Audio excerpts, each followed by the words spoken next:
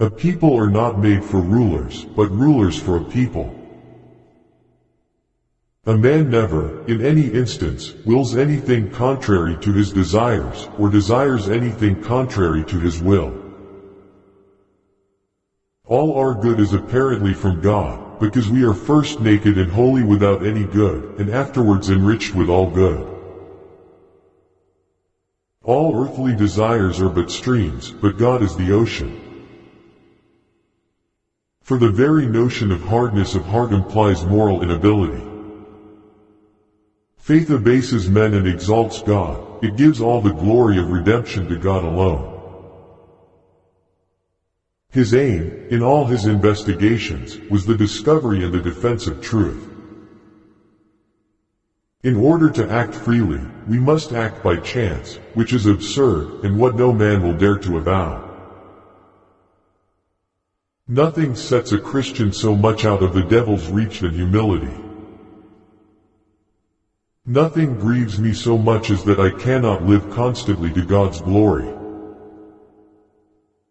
Meditation is a serious intention of the mind whereby we come to search out the truth, and settle it effectually upon the heart. People may love a God of their own imaginations, when they are far from loving such a God as reigns in heaven. Prayer is as natural an expression of faith as breathing is to life. Resolution 1. I will live for God. Resolution 2. If no one else does, I still will. Resolve, never to do anything which I should be afraid to do if it were the last hour of my life.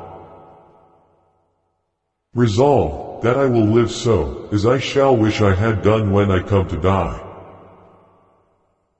Resolve, never to suffer the least motions of anger to irrational beings. Sinners in the hands of an angry God. There is nothing that keeps wicked men at any one moment out of hell, but the mere pleasure of God.